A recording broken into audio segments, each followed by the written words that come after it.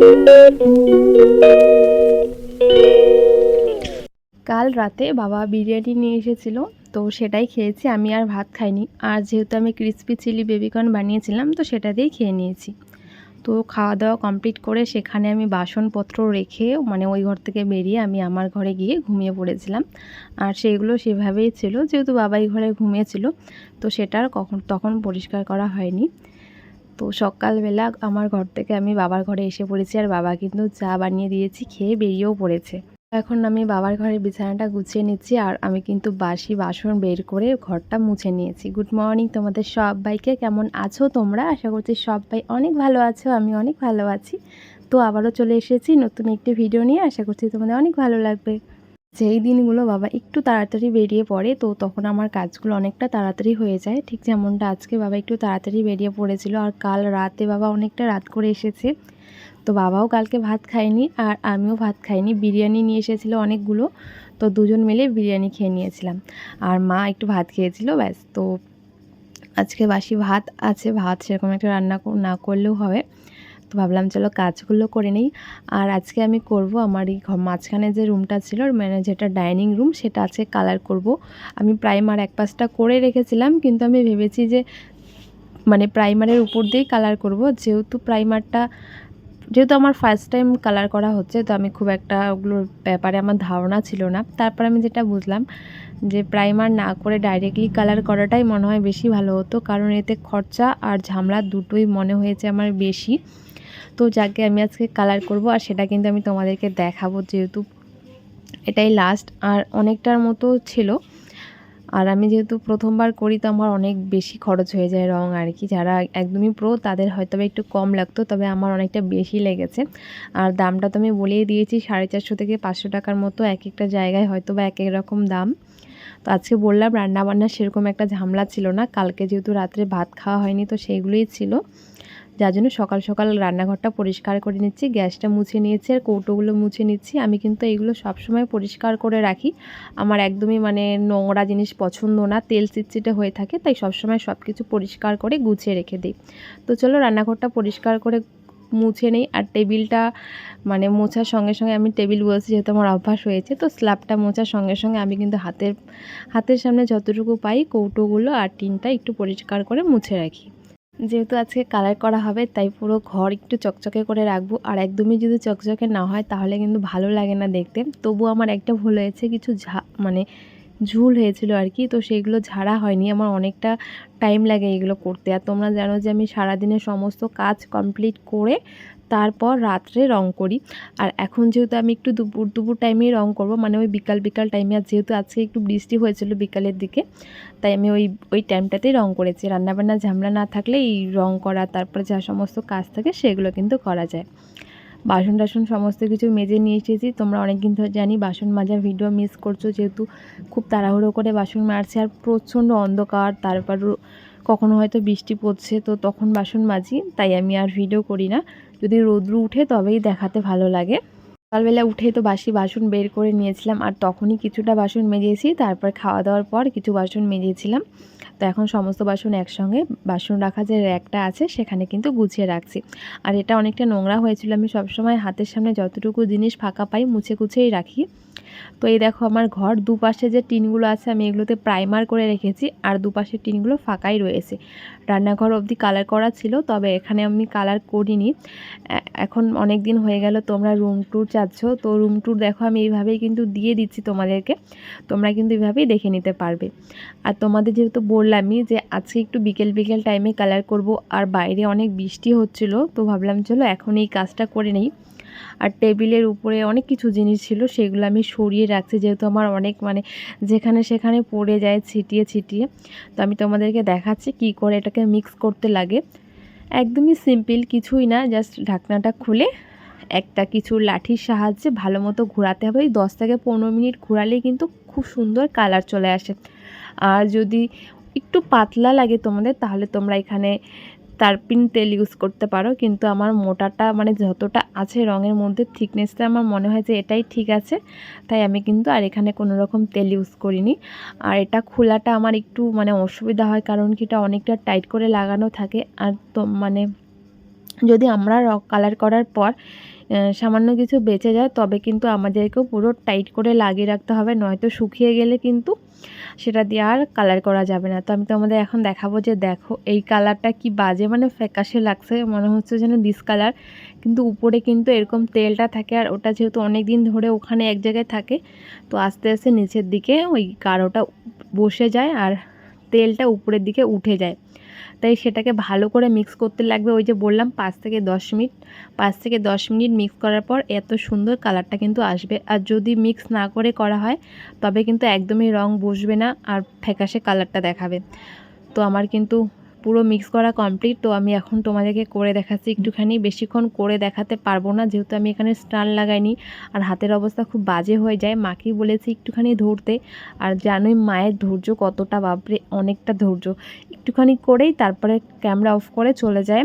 ফোনটা চার্জ দিতে বলেছিলাম, চার্জও ছিল না। তো চলো আমি তোমাদেরকে একটুখানি দেখাচ্ছি পুরোটা কালার করার পর, তারপর তোমাদের দেখাবো কীরকম হয়েছে। তো আমি কিন্তু কালার করে তারপর এখানে রান্না করেছে মা, এখানে করেছে আলু ভাজি, আর সেদিনে যে ছিল ওই ক্রিসপি সুইট চিলি বেবিকর্ন সেটা একটুখানি ছিল, আমি অনেকটা খেয়ে শেষ করতে পারিনি। আর যেহেতু মানে একা থাকি বাড়িতে, অনেক কিছু খাবার থাকে যেগুলো আমি খেতেও পারি না, নষ্ট হয়ে যায়, তাই আমার সেজন্য কিছু বানাতেও ইচ্ছে করে না। তবুও আমি ক্রিসপি চিলি বেবিকর্নটা একটু বানিয়েছিলাম খাওয়ার জন্য।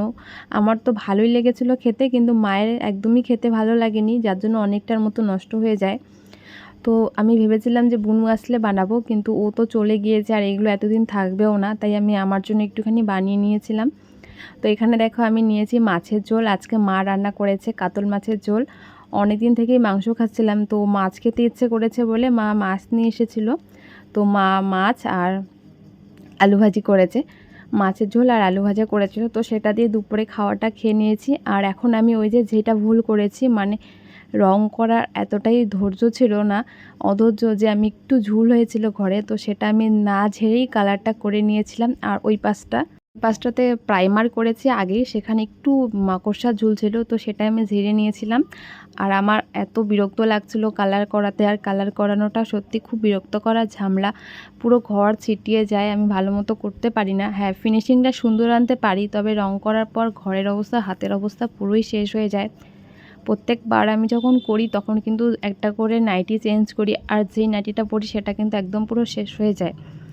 তো আমি টেবিলটা সাইড করে রেখেছিলাম, তো ভেবেছিলাম ওই পাশটা থাকলে হয়তোবা সুন্দর লাগবে দেখতে, কিন্তু আমাদের ঘরে এত চেয়ার হয়েছে, মানে এতটাই চেয়ার, তো যার জন্য বাজে লাগছিল। তো এখন আবার টেবিলটা আগের যেভাবে ছিল সেভাবেই কিন্তু রাখবো।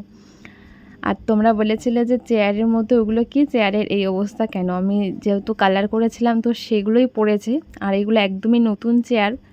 তো এটার মধ্যেও পড়েছে, আর একটা চেয়ার পুরনো ছিল তো সেটার মধ্যেও পড়েছিল, আর এইগুলো পড়ার সঙ্গে সঙ্গে উঠালে উঠে যেত কার্পিন তেল দিয়ে, টারপিন তেল না কি বলে আমি জানি না, কিন্তু আমি ভেবেছিলাম হয়তো বা শুকিয়ে গেলে উঠে যাবে।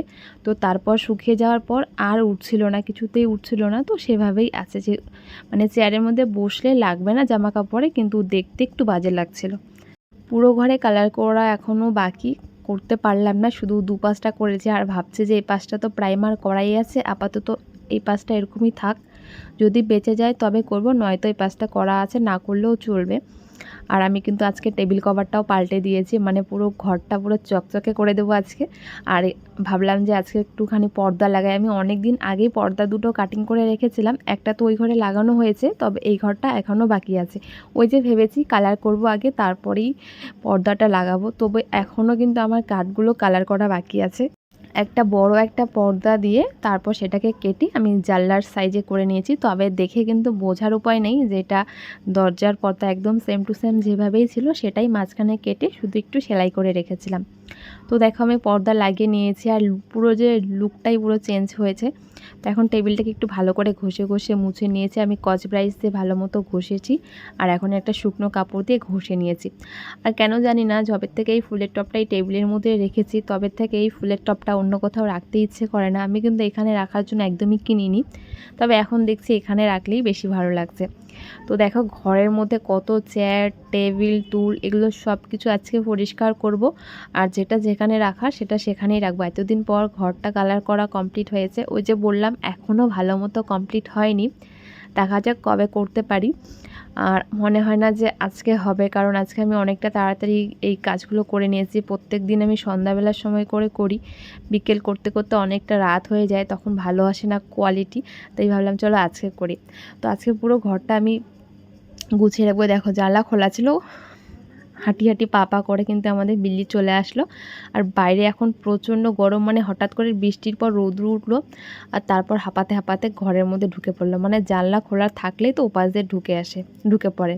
আর বাইরে প্রচণ্ড রৌদ্র ছিল, তাই হাঁপাচ্ছিল। তো দেখো এখন কীরকম লাগছে। আর আমি তোমাদেরকে দেখাচ্ছি ফাইনাল বলছি ঠিকই, তবে এখনও কমপ্লিট হয়নি। আর এই পাশটা পর্দাও লাগিয়ে দিয়েছি।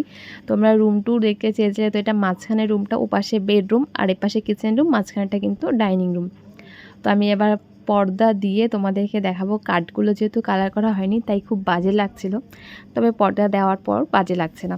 তো এবার দেখো ডাইনিং রুমটা কীরকম লাগছে। আর টেবিলটা একদম সিম্পলে রেখেছি, শুধু দুটো জলের বোতল আর লবণের দানি আর ফুলের টাব একটা, ব্যাস এতটুকুই। তো আমার তো মনে হয় বেশ ভালো লাগছে, হিবিজিবি কিছু রাখিনি। আর খাবার দাবারও এখানে রাখি না, ওগুলো সব স্ল্যাবের উপরেই কিন্তু রেখে দিই। আর এই ঘর থেকে আমাদের এই পাশটা একদম রাস্তা, মানে রাস্তার সাইড থেকেই ডাইরেক্টলি ঘর, আর এ পাশ থেকে আমাদের উঠোনে যাওয়ার দরজা। কালারটা করাতে তো পুরো লুকটাই চেঞ্জ হয়েছে, যে পুরনো টিন ভাঙা ফাটা দেখে একদমই বোঝাই যাচ্ছে না, একদম নতুন লাগছে। দরজাটা যদি করা হতো তবে আরও সুন্দর লাগতো, কিন্তু ওই যে বললাম খুব বিরক্ত লাগছিল করতে, আর অনেক কাজ ছিল পড়ে।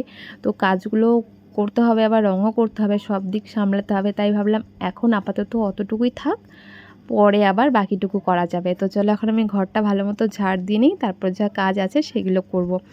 ঘরটা তো আমি তোমাদের দেখিয়ে দিলাম কীরকম হয়েছে। রং করা আমি এই মাঝখানেটা গোলাপি কালার রেখেছি, আর রান্নাঘর আর ডাইনিং ঘরের মানে কালারটা সেম রেখেছি। জানি না কীরকম লাগছে সেটা তোমরা বলবে। আর এখন আমার কিন্তু মোটামুটি সমস্ত কাজ কমপ্লিট। রান্নাবান্না তো মা করেছে বললামই, আর আজকে তো সকালবেলা কালকের ভাত খেয়েছিলাম, তাই খুব একটা রান্নাবান্না ছিল না, সেজন্য আজকেই কালারটা করে নিয়েছি। গুছানো সেরকম কিছু নেই, বাবার কিছু টুকটাক জামা কাপড় ছিল সেটাই, আর বিছানাটা আগেই গুছিয়ে রেখেছিলাম। তো চলো আজকের ভিডিওটা এখানে শেষ করছি। তোমাদের সবাইকে টাটা।